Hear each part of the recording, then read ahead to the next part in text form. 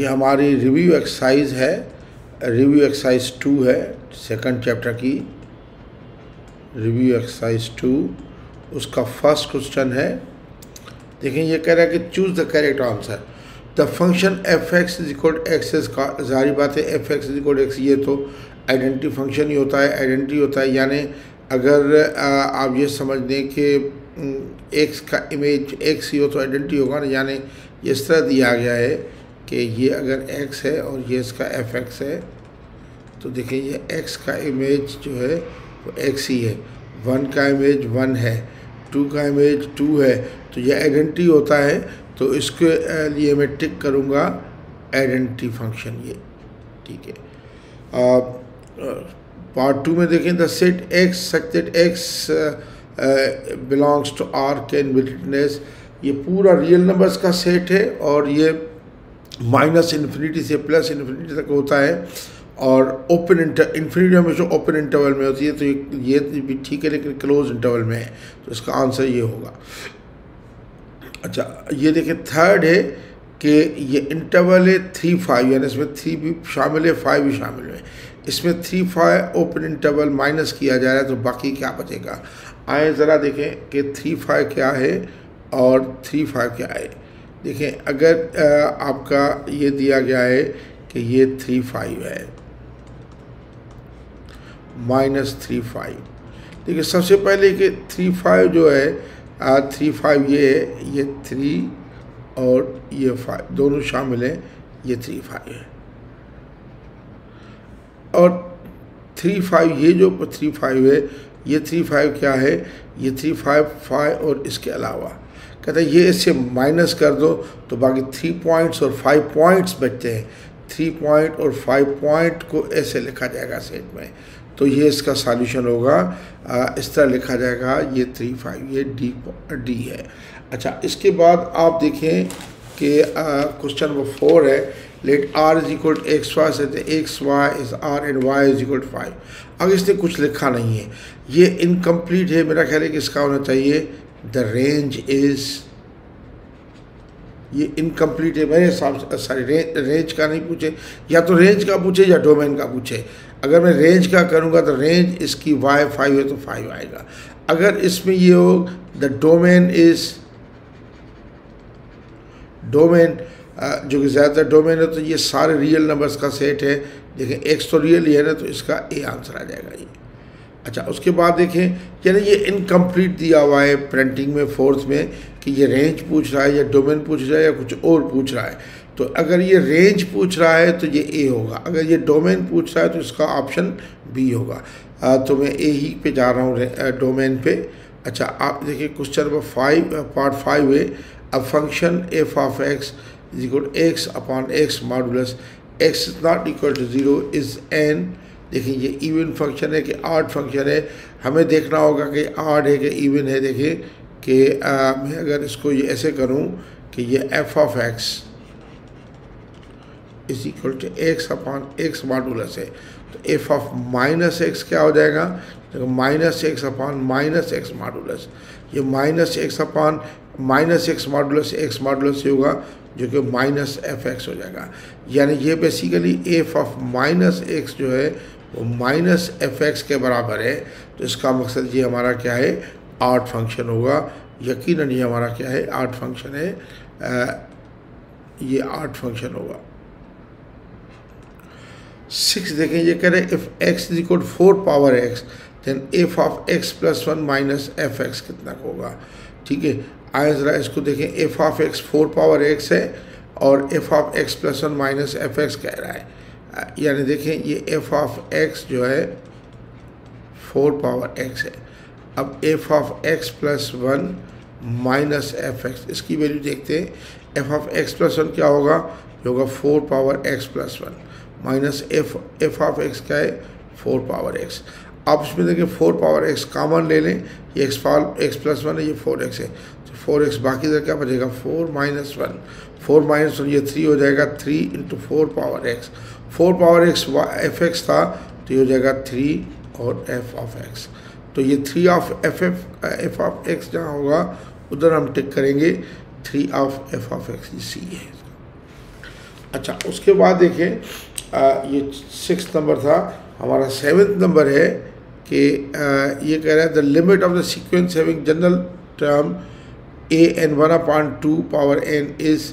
अच्छा देखें, अगर n को लिमिट किया जाए, n इन्फिनिटी हो जाए तो ये क्या हो जाएगा 1/2 पावर इन्फिनिटी, तो ये जाएगा 1/2 पावर इन्फिनिटी हो जाएगा। 1/इन्फिनिटी का मकसद क्या होगा 0, यानी इसका आंसर 0 होगा।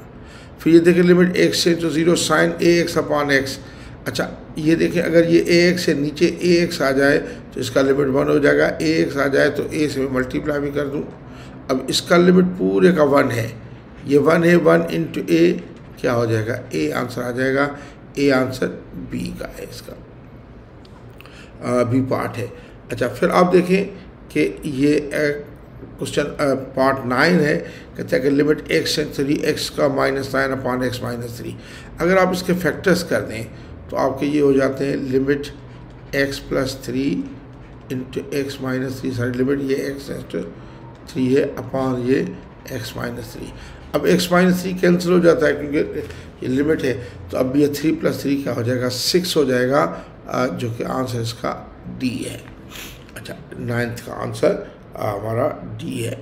अच्छा फिर ये देखें कि 10th पार्ट ये कहता है कि f = -1 4 r, यानी फंक्शन को डिफाइन -1 और 4 में किया जा रहा है। is given by fx = x² है। then f of -3 is f -3। आप देखिए ये -1 4 इसकी जो है ना दिया गया है, इसकी डोमेन -1 और 4 ये दोनों शामिल है। तो -3 तो आपका है ही बाहर इधर, तो आपका ये एग्जिस्ट ही नहीं करता, उसका आंसर लिखेंगे डज नॉट एग्जिस्ट।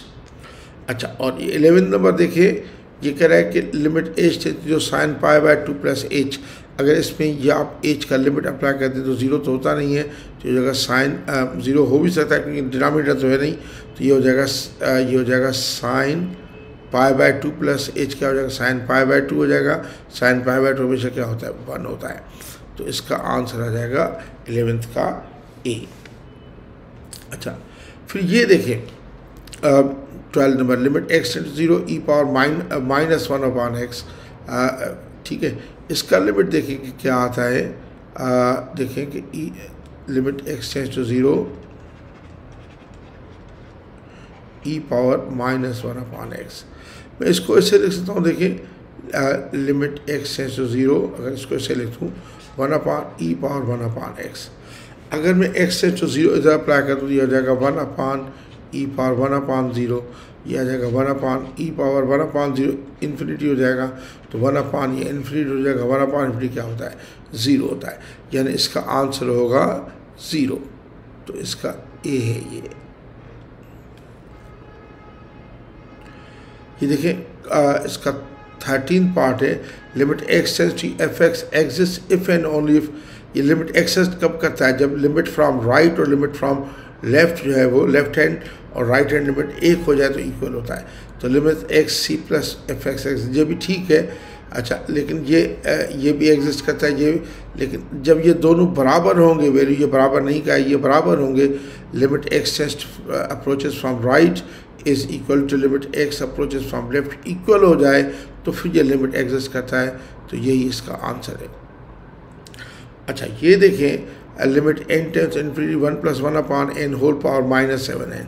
अब देखें इसको मैं ऐसे लिखता हूँ, limit n tends infinity 1 + 1/n whole power n वही रखूँ और होल पावर -7 कर दूँ। अब ये 1/n ये इन्फिनिटी का हो या 0 ये e होता है, तो हमेशा ये जगह e⁻−7 e⁻−7 इसका आंसर आ जाएगा। अच्छा 15 नंबर देखें, ये कह रहे थे लिमिट ऑफ सीक्वेंस 1 π-1 π-2 π-3 π के बढ़ते जा रहे हैं, तो आखिर में अगर 1/π⁴n अगर n इन्फिनिटी हो जाए तो ये जगह 1/π⁻⁴ इन्फिनिटी हो जाएगा, तो ये क्या हो जाएगा 0 हो जाएगा, तो इसकी लिमिट क्या आ जाएगी 0। अब देखिए 16 नंबर है कहता है कि which are the following represents parametric equations. Parametric function वो होता है जो यानी एक वेरिएबल को कनेक्ट करे, कॉमन होता है दोनों में। ये देखें इसमें ये y is equal to f, ये तो नहीं है पैरामीट्रिक, ये नहीं है। इसमें देखें x is equal to f t, ये x और t है, फिर y और t है, यानी x और y कनेक्ट किए गए t पैरामीटर से, तो यही पैरामीट्रिक फंक्शन होगा c। अच्छा, अब ये देखें कि पार्ट से ये 17 है कि g of x 3x plus 2 and g of f of x, तो f ऑफ 2 क्या होगा। आप देखें कि हमें f ऑफ 2 मालूम करना है, तो सबसे पहले तो मैं f ऑफ x मालूम करूँगा। लेकिन g of x 3x plus 2 है और g ऑफ f x दे रहा है, तो आप ये पहले देखेंगे कि g ऑफ x जो है कितना है, ये आपको दिया जा रहा है g ऑफ x है 3x प्लस 2 और g of f of x कह रहा है कि x है। तो पहले तो आप f ऑफ x मालूम करें, तो आप ये देखें कि अगर मुझे g ऑफ f x करना है तो g ऑफ g कितना, g x ये है 3x प्लस 2 है, तो मैं अगर इसका g of f of x calculate करूं, यानी इस x की जगह f ऑफ x लिख दूं, तो जगह 3f ऑफ x प्लस के 2। अब ये कह रहा है कि g ऑफ f x के बराबर है, तो मैं ये लिख दूं 3 of f of x plus 2 जो है वो x के इक्वल है। तो f x की वैल्यू मालूम करें पहले, तो ये 3f ऑफ x कितना हो जाएगा, x माइनस 2 के, तो f ऑफ x कितना आ जाएगा, x माइनस 2 अपान 3 के। अभी आपने f ऑफ 2 मालूम करना है, x जगह 2 पुट कर दें, तो ये जगह 2 माइनस 2 कितना आ जाएगा, 0 अपान 3, ये 0 आ जाएगा। तो अब ये देखिए कि g of x 3x plus 2 है और g ऑफ f x दिया गया x के, तो g ऑफ f x मालूम करें, यानी g x दिया गया है 3x प्लस 2, इधर x जगह f ऑफ x लगा, तो इस x जगह भी f ऑफ x दूँ, तो ये जगह 3 of f of x plus 2 यानी इज इक्वल हो जाएगा x के। तो हमने f ऑफ x की वैल्यू मालूम कर ली, फिर हमने x2 पुट किया, तो इसका आंसर आ गया हमारा यानी f ऑफ 2 आ गया 0 के। तो f ऑफ 2 जो है वो 0 इसका आंसर हुआ सही।